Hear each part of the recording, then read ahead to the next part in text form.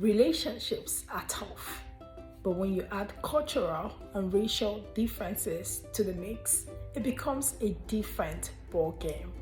Join me as I'll be having a chit chat with Abigail Chapman on interracial marriage.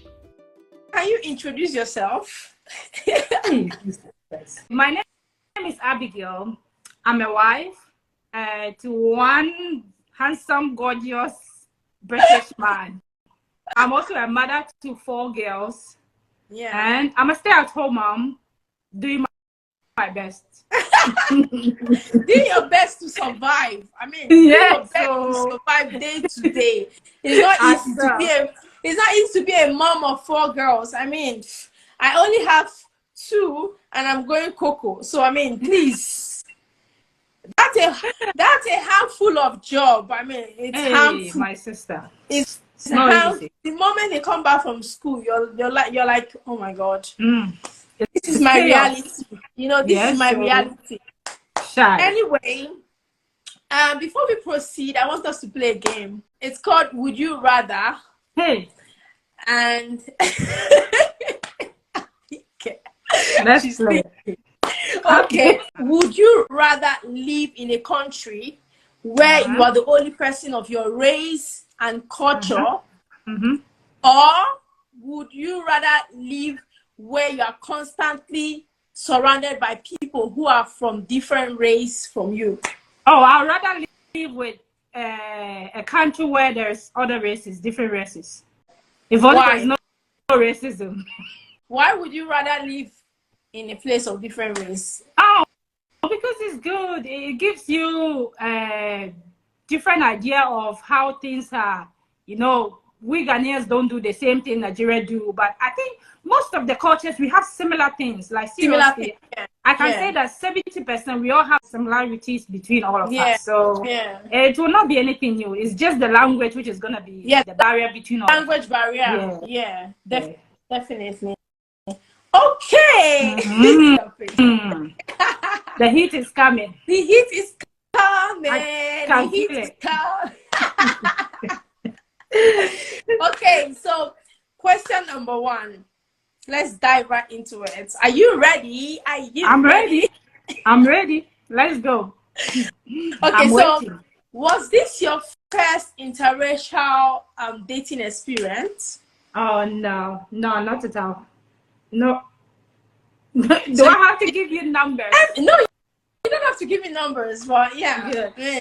But it's not my first or second or third or I was really willing to go outside of my race, so it's about trying, and they say kissing so many frogs to find a prince. So that was it. You even had to find a parable for that. Okay, thank you.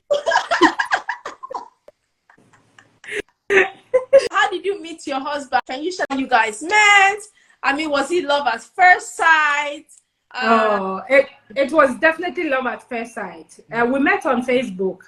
As soon as I saw him, I said, we have mutual friends, so why not just add him?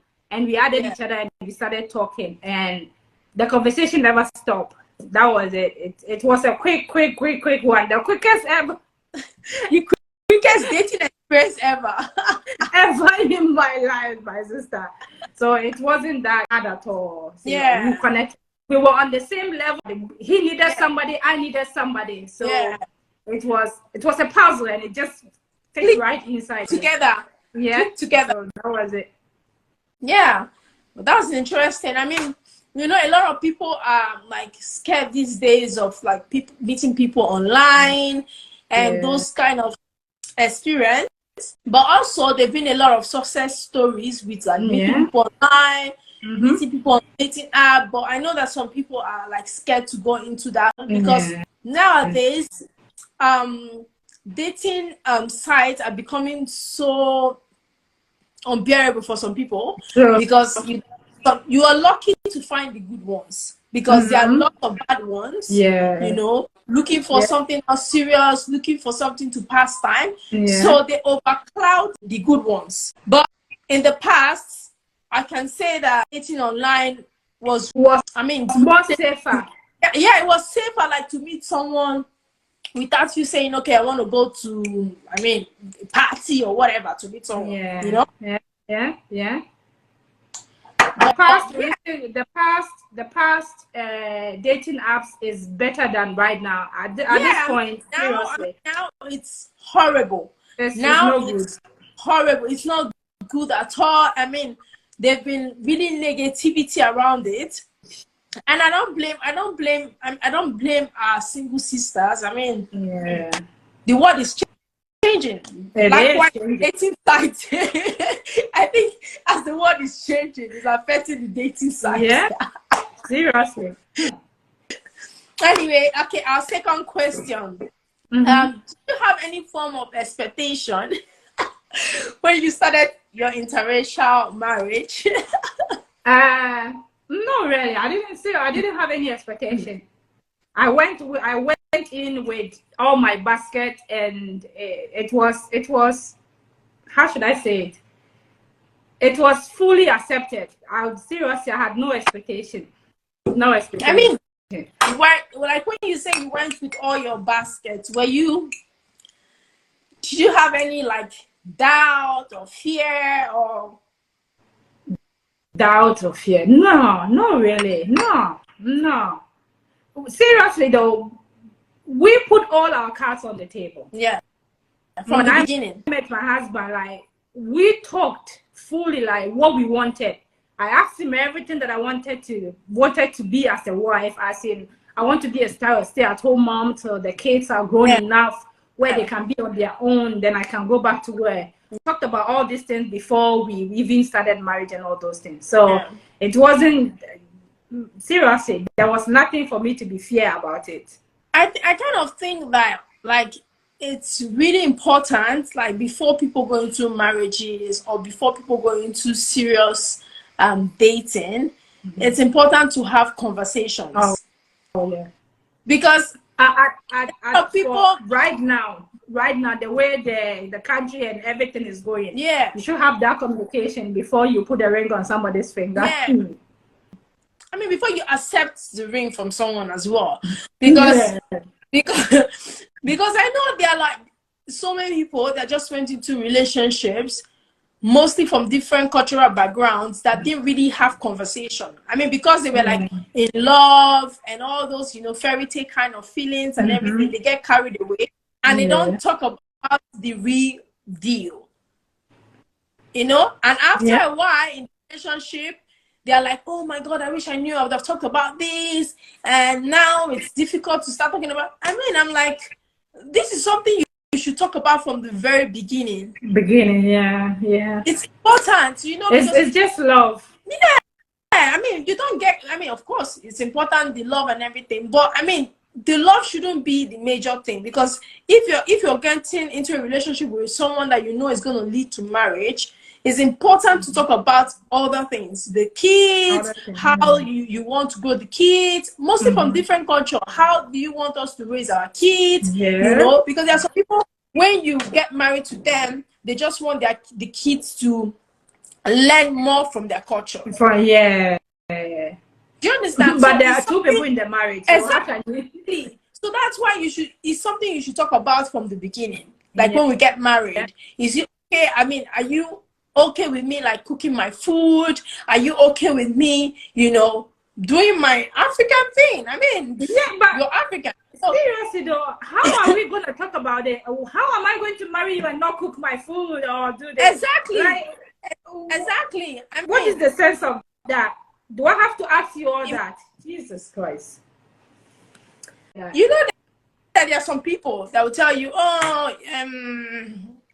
your African food smells or whatever. But there are some guys like that. Yeah, true. And they're like, oh, can you spray everywhere with air fresheners? And and some of them you have to even open the house windows. The windows and everything. Exactly. I mean, there are people you want to discuss these kind of things with. Hope you don't mind that I adapt to my culture, even though I'm married to you. Your culture also means your food. It also means your lifestyle. It also means me backing my child in the African way. Some people, they see you backing. You want to kill my child? What are you doing? there are things that happen, and sometimes I tell my husband that the Ghanaian girl in me, that would have been crazy, but I will let it go. and you know, mostly, I mean, the problem is that mostly for let's say men, or let's say if you're married a man, if you're as a woman, your husband has never been to your country. There are some things they will never understand. Okay. You know, so that's why it's important you talk about these things with them. I mean, it's not like serious conversation, but I mean, you need to throw it out there for them to know. You know, for example, for my own husband, he has been to Nigeria. He has been in Nigeria for a while. So there are certain things I would do he will understand. Yeah. He will not feel like strange. You know, why there are some things, if it's someone that's never been to Africa, he's like, what are you doing? Like, yeah. Seriously though, if you're gonna marry someone out of your race and the person has never been in your country or even lived there before, sorry, it's a red flag for me. Yeah, it can't be possible. There are a lot of people that marry to people that have never been to Africa. Yeah, but if you were born in Africa and raised in Africa, you have to take the man there. Yes, of course. But I know some of them are well educated, and you see, some people are open-minded. They will let their wife educate them of their culture and all things. Exactly. But some of them, their ego will not allow them to be educated, so they start misbehaving. That's the thing you have to also look at when you're going into relationship with someone from a different race. You have to look at it. Am I going to be able to survive this? Am I going to be able to, you know, be able to manage these things? You have to figure it out and know that you're going to be comfortable with it. True. A lot of them has led to divorce because the husband will not accept what you are doing. The wife is over everything. Yeah. It's marriage is something else. Marriage is hard. Yeah, it is. It's a lot of work. Hey, it's like bringing kids up. They are both marriage and kids. Marriage and motherhood. Hey. What too difficult job to do. Seriously. You have to please your man at the same time please the kids. So, and you are the middle woman in between them. And they will be ripping you left and right. Oh my God. Oh my God. That's why at the end of the day, you just have to find a balance. You just have to find a balance between both angles, you know? Because you're in the middle. When you get a good man, he will understand that right now your attention is needed for the kids. Of course. He can hold on and you go to the kids. Yeah. He will not be dragging you like, because there is time for him as well. Exactly, because already motherhood is hard. I mean, raising kids is hard. You know, running a home is hard. So it's important for you to have an understanding partner, because if you don't, it can get really frustrating. It can get really frustrating. That's like they end up getting a side chick. You want to put that angle now? You want us to use that right now? I mean, no, let's go straight. Let's go straight.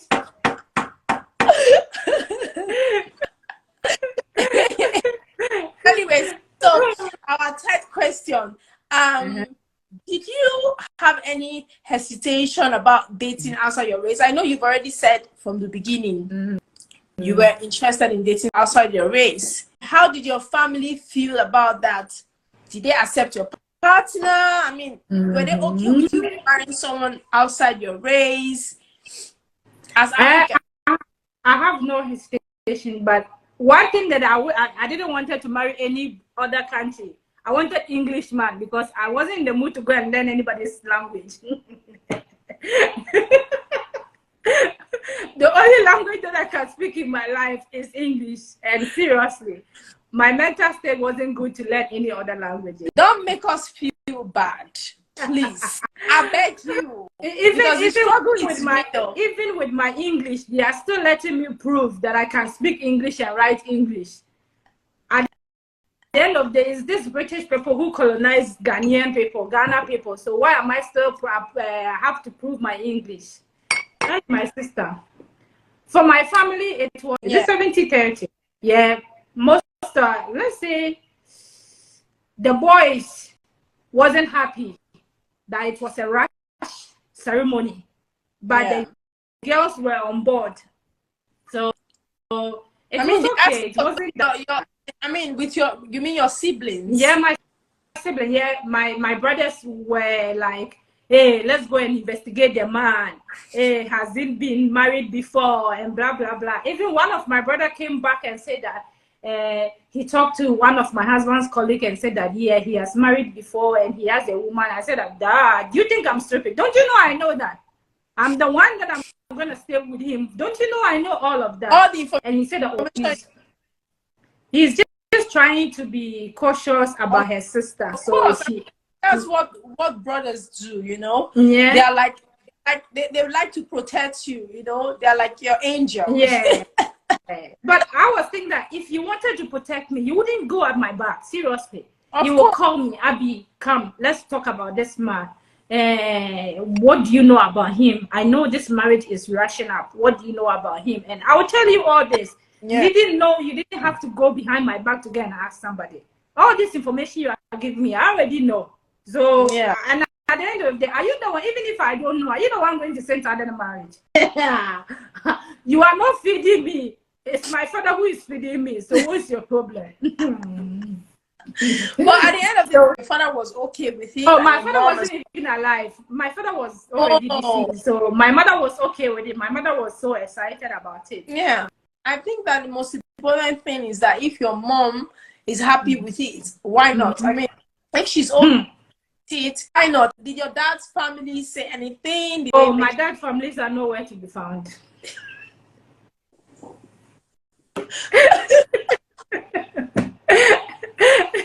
No. The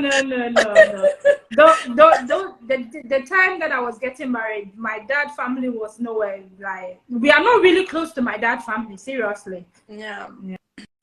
So I wasn't interested in it. It was all about me, my mom, and my. So we give them the pass. It's okay. Yeah, seriously, siblings. That's all. The rest of them, there was no. I told them that this is not a big family engagement or wedding or something. It's just between us. That's all I need. Yeah. The rest of them, we can give them a phone call or a message that, hey, Abby is married. That's all. End of story.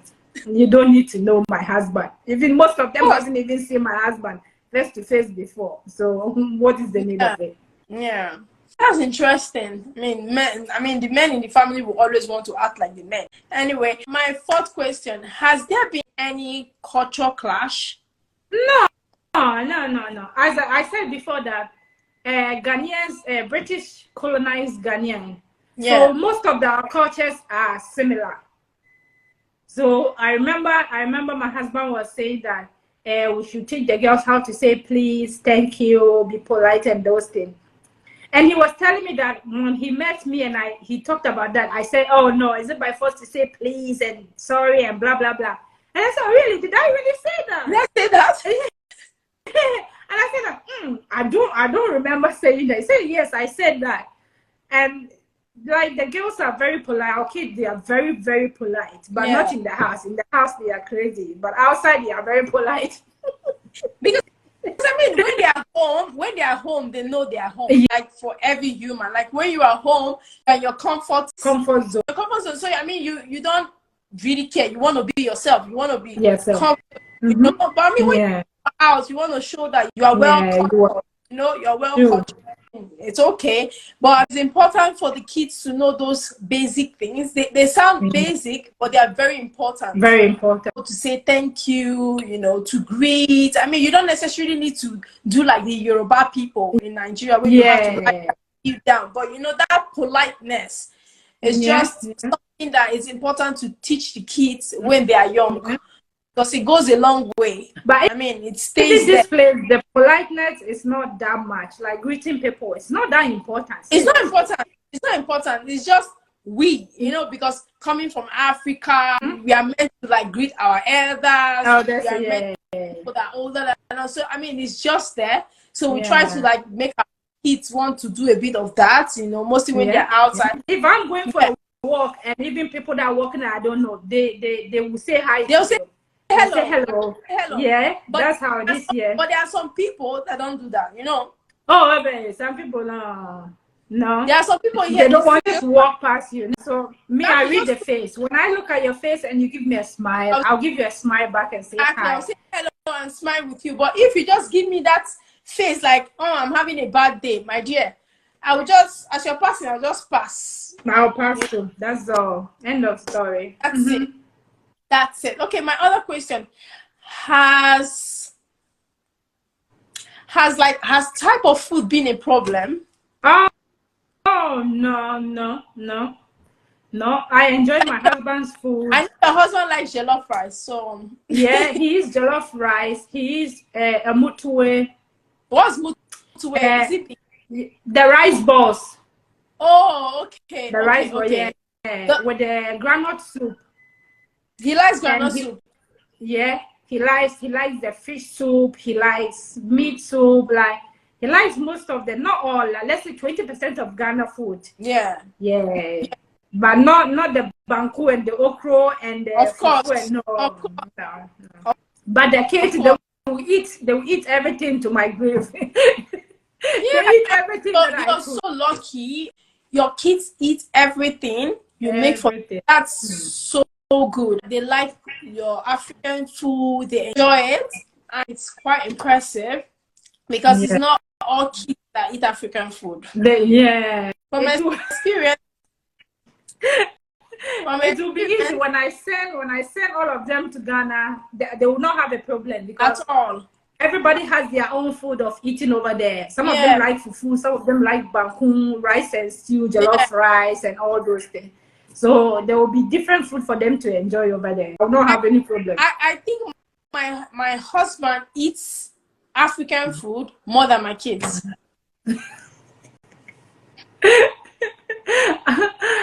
You know, kita. And also you have boys. So boys are really hard, seriously. Boys are really hard. Oh my goodness. No, like in the beginning they were eating and then something happened and it became a big sin. I'm like, okay, but I wish they eat. Don't wish for that. Maybe I'm going to that means you'll be cooking Nigerian food every day in your house. That's true anyway, because I don't want to be cooking every day Nigerian food. But I kind of miss like the fact like cooking and we're just eating together, you know. I mean, that's nice. I mean, it gives you that sense of they appreciate the culture, the food, and everything, you know. It is what it is. No, they'll come back to it. They'll come back. But it's all right. It's okay. At least my food is going to last for me to eat alone. No problem. That's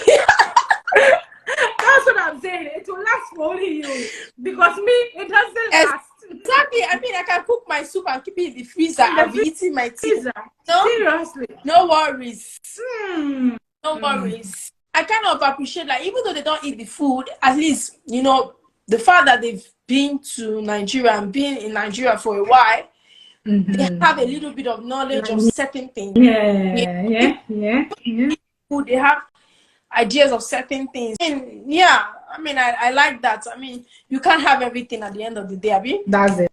You can have everything. You can't have it all. So I have this, and I have to let go of the other. That's it. In the future, we will give it a try again with the Nigerian food. That's what I say. With time, you can have everything, but right now, this is what you got, and you make use of it. That's it. That's true. Anyway, so let's go to the next question. Are you ready? Waiting. Yeah. How have you been able to navigate cultural differences? What do you appreciate about your husband's culture? So, you know, as I said, British colonized Ghanaian. So most of the things are like, seriously, they are all crashing together. So we have this Sunday roast, which is like their culture. Like every Sunday they have this special food. That's something that we also do the same thing. But it's not even Sunday. We do it on Saturday instead of Sunday. Okay, what's that? They say Sunday roast. Oh, Sunday roast. Yeah, with the meat and we do ours on Saturday. Yeah, and I think he appreciates when it comes to Christmas. You know, all the family come together. then we cook, then we eat. Yeah. Yeah, he loves that. Yeah. He loves that. I think the last time that we went to Ghana, it was during the Christmas time, and everybody came together, and we had fufu and good soup, and it was very nice. Yeah, very nice. That's something that is similar to Spain for Christmas. During the Christmas period, when we have like these Christmas dinners or New Year's Eve, all the family comes together. They have food, they have wine and everything. I think it's kind of similar to Africa, because in Africa, we celebrate Christmas. We like to come together with the whole family. Like everyone from different parts of the world, they come home for Christmas. Yeah. They come so the house is packed with everyone. Everyone is around. It's so fun. So I mean, when I came here, I noticed that. I was like, oh, there's a similarity here. You know? Oh, that's it. Yeah, this is really fun. We don't really experience when it comes to family here. Yeah. So me, I don't do family. I'm just by myself. I enjoy my husband and my kids. Seriously.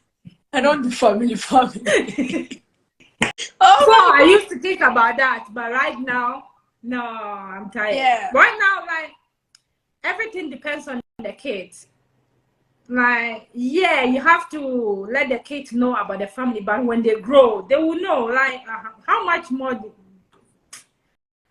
Seriously, it's just me now and the kids. I mean, over time, they'll figure all of that out, you know? Yeah. I'm not gonna push things on the kids. You don't need to put so much pressure on the kids. I mean, for everything, because over time they will figure everything out themselves. That's it. Yeah. Right now, when you tell them something, you have to keep explaining and repeating. Oh my God, every day. I don't have time explaining into details. You don't have time.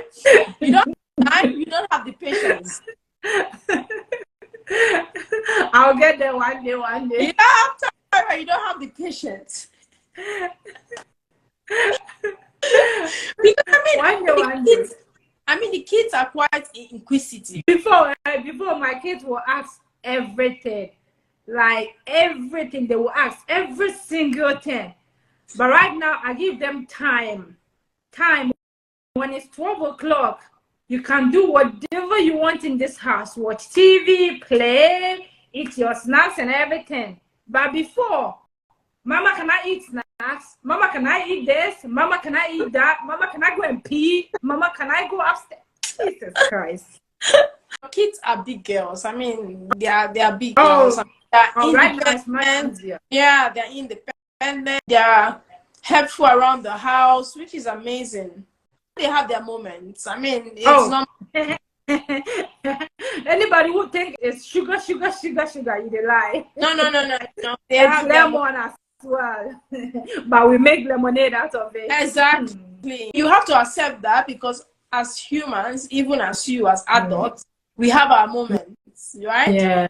So sometimes when they have those moments, you just give them a pass, because it's a normal thing.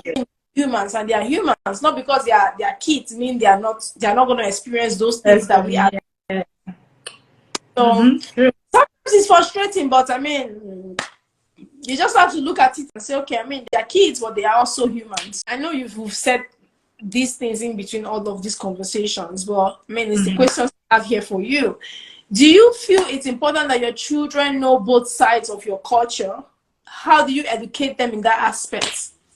Oh, yeah, they do know. I know British, some of their culture, and so sometimes they ask me some things, because the school they are going is British school, and they teach them some things that even me, I don't know. So sometimes they teach me some things about British culture, and I said that, oh, really? Then I'll go and ask Hobby that, is that true, what you are telling me? So it's like they are teaching me, I am teaching them, their father is teaching them. So it's crisscross here. They are really even helping me. Of course. Because sometimes me, I have zero things. Zero idea. Zero. It's also good that you're also teaching them your culture, and your husband is doing the same. You all are learning along the way about each other's culture, which is nice. Yeah. Which is I mean, in the long run, the kids will have all the valuable information they need about both cultures, and which will help them in the future. So it's good. I don't think if they go to Ghana now, they'll get lost. The only thing that they'll get lost is the language. That's the only thing. Of course. But what language you speak? Fancy.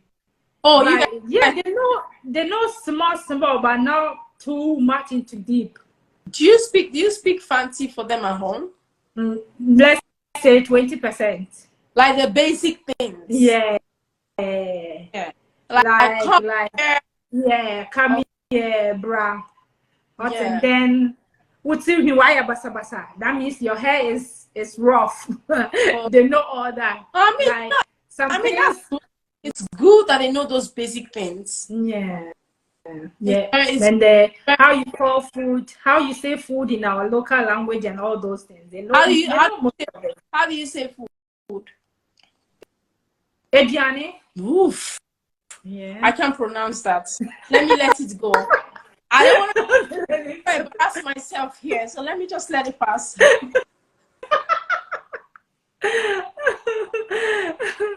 They know Banku. They know the Banku. I mean, that's easy. If you go to Ghana, you must definitely hear that. Yes. There's no way you won't hear that. So, I mean, interesting. Very interesting. And the last question before our final one, I cited. Share any memorable experience? Yes. We have made a part that we are going to stick together no matter what. Yeah. Nobody is willing to go. We are going to stick by it. Somebody said, that's my man. So I'm going to stick by it. That's your man. That's my man. So we are sticking to it no matter what. And memorable. There's love, seriously. I told my husband if I don't love him, I would have left this marriage long time ago. Abigail, leave me alone. Abigail. Seriously. Because if there's no love, then what is there? Seriously. If there's no love, what is there? I know me and my husband came together because we love each other. So that is what is keeping us alive, seriously. Yeah. Sometimes I wish we can just ship the case to Ghana and it will be just me and him and enjoy. Seriously. It's the part that we make to each other. Yeah. Both of us are really strong-headed. So we go at each other, but at the end of the day, we try to talk to each other and say, we have to apologize to each other. We talk. That's good. Communication is a big deal. Seriously. And it's easy to say. It's easy to say that communication, but it's really hard. It's really hard. Not every couple know how to communicate. That's why I said communication is a big deal. Someone like me, I don't know how to keep things. When something is bothering me, or when someone does like something to me, I say it. I don't know how to keep it. So that has also helped me because I'm big on speaking my mind. I'm big on speaking whatever is bothering me. So it has really helped me and my husband. We don't have anything we keep. If he does anything to me that I don't like, I say it straight away. Straight. I don't keep it all to no. I have no patience for that. Like, no. Charlie, you will not find me in that category. Keep it. So I say it. I even go to the extent of calling on the phone if you leave the house. I find you, and that's how it is. I mean, I don't keep it and say, oh no, maybe tomorrow when we have another conversation, I'll talk about it. I say it out of my mind, instead of keeping it. So I mean, it's important if people can learn, because it's something you have to learn. Learn to say your mind, not keeping it, because there are people that they've never had that skill of saying their mind. Right? When they were young, they always keep things. So that's why when they have problem with their friends, they just say things. I mean, they just blow off and just start saying a whole lot of things that ends up making the whole thing chaotic. Yes, yeah. So yeah. I mean, it's something that is very also important in marriages, that people are able to express themselves and talk and talk and talk and talk. It goes a long way. I think which is you guys, that you are able to have those, I mean, that communication is very good. Yeah, it took us a long time to get there. Yeah, of course. I am one of those persons who keep things. I shut down because I'm not interested. Please, don't keep I'm that person, like, if you are pissed off with me, say it. See, I'm that kind, like, what you are saying to me, did you think about it before telling me? Exactly. Did you think that you're gonna hurt me? Yesterday, Sunday, I listened to a Bible quotation, and they said that even when the TV, they said that it's going live, they say they have a 7 seconds before it goes live. Yeah. So that 7 seconds is when anything happens, they can stop it before it goes live. Yeah. So that's, and the pastor said that whatever is in your head before it comes out, let that 7 seconds be there.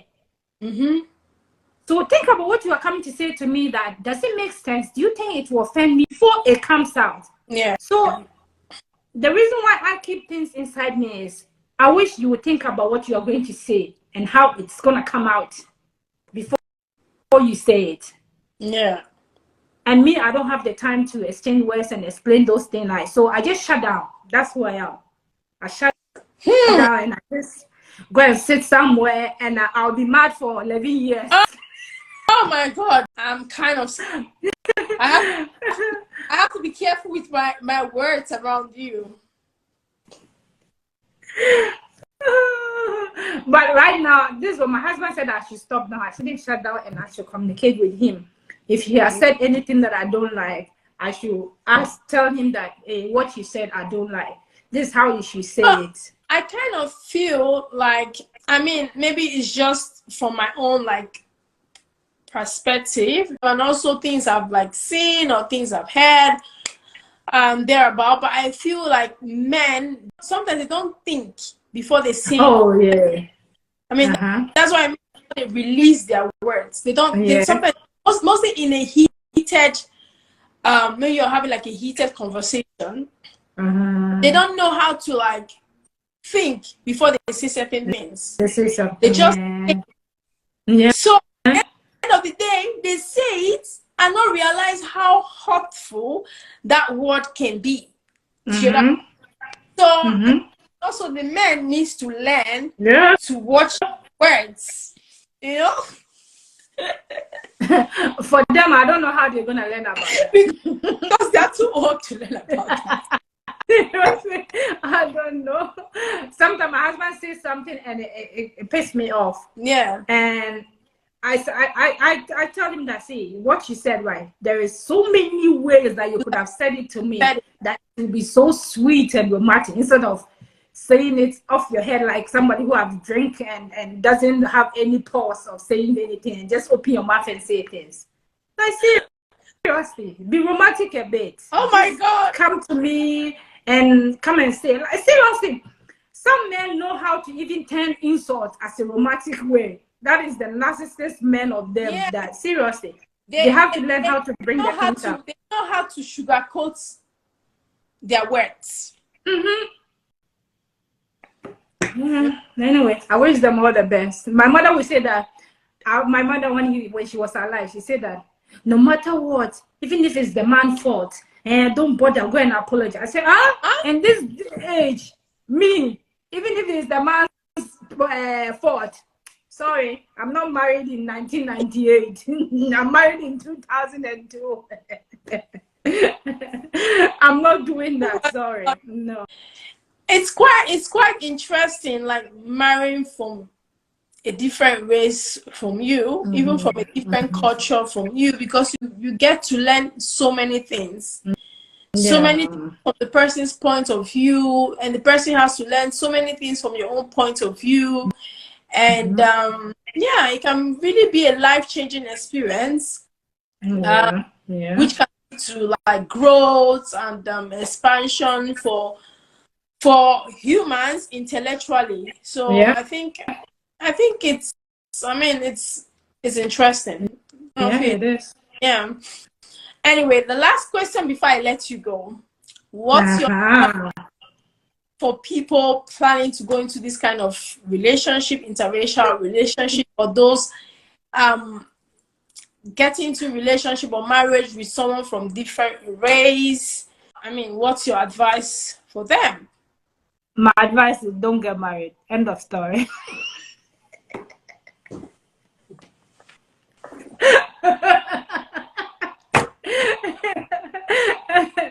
Did you say My that? sister, don't do it. I mean, not just only for your sister and your brother. Oh, my dear. See, at this point, I will not advise anybody to get married, though. Oh, seriously. I'm not joking. I tell my kids that don't let anybody force you to get married. No. Or don't let anybody force you to have kids. Do it on your own terms. Because it takes all your life, it takes your energy, your mental, like everything to do everything. So if you're not ready for that, don't do it. Don't do it. Yeah. So my advice is that don't get married. If you think you are getting married for financial stability, then go and find yourself a job and do. Go and find yourself a what? A job. You know, some people marry the white man because of financial stability. Yeah. So if you think the financial stability is what you want, then go and find yourself a job. Yeah, of course. Let me also ask you the final question. What advice would you give young girls who are interested in marrying into an interracial marriage or going outside their race? First of all, I mean, before getting into any kind of relationship, first thing first, have self-love for yourself first. Secondly, know exactly what you're looking for. Don't just get into it because of the thing you're looking at the surface. Figure out what you really want for yourself before you're thinking of going into an interracial marriage. It's not an easy kind of relationship. Yep. Because I feel like people, this is just from my own perspective, because I feel like people think, oh, because you're in an interracial marriage, it's all perfect, it's all rosy and all of that. But to be frank with you, it's important to know what you're looking for exactly, because you might go in thinking about all these things you're imagining, and then you go in and you see something different. Ask yourself, why do you want to go into kind of relationship? Yeah. I think that's the first step. You need to also think, am I ready to sacrifice my own cultural values? Am I ready to accept this person's values, cultural values, you know? And also, you have to know that when you're going into this kind of relationship, that there will always be clash differences. Because you're from different race, so there will always be something that is going to clash along the way. Belief system, what you believe and what they believe, those kind of things going to also come up, so you should be prepared for that as well. And let me add it to it that also don't think about just yourself. Think about your husband or your boyfriend or your fiance that you're going to. Think about their family.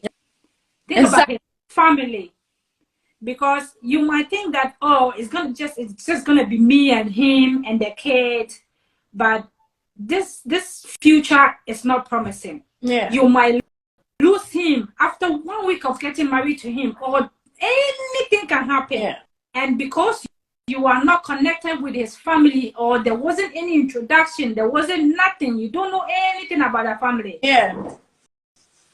I don't know how the culture is going to be with the man that you're going to marry, but definitely they're going to consult the man's family if anything happened before they can even do anything to it. So know your husband's or your fiance's culture or the family, that at least know something before you go inside. Like when I heard the story about Meghan marrying Prince Harry, and she said that she didn't know that he was a prince. I said, "You serious?" That part I don't even want to believe that she thought that she's gonna come into this family and think that it's gonna be all roses or all glamour. Like seriously, you know British people. I don't even understand. So from her point of view, I'm very disappointed that she didn't know that this could happen. How brutal the British media is gonna happen. Also the fact that she's a black woman. You know, you should expect that. Even we that we are not even royals, they still talk about our mixed race kids, let alone you being royal. So make sure that your fiancé's family is at least on board with it or know you or something like that before you get into that marriage. Or if anything happens, it's gonna be all you and you're gonna suffer alone. I've seen people on TikTok with their husbands, sister-in-law, their mother-in-law, and they are not happy.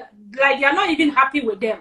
But because of their grandkids, they have to be sitting closer and entertaining them, and they speak so badly of their mother-in-law and those things. Like, then what is the sense of the marriage? It's not right, seriously. Yeah.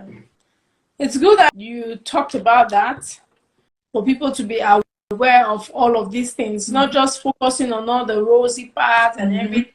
You also have to realize that being in an interracial marriage or relationship, your husband is also going to have his moments. They can be all laughter and joy for 4 days. 3 days, they can be their own moment. They will have their moment, you know, and that's normal. Okay, I mean, because they are also human. You too, as a human, you have your own days. It's the same with them. So also bear that in mind when you're getting into an interracial marriage, or you're getting into an interethnic marriage as well. Have that in mind. So that's it. That's it. I hope you guys enjoyed this video, and I'm super happy to have Anne on this live today. It's been long coming. Long coming. Long coming, and I'm glad that we were able to do this today. Thank you so much, sis. I really appreciate it. You're welcome. And I'll bring you back on the hot seat again very soon. Oh, I'm looking forward to that. Thank you for having me.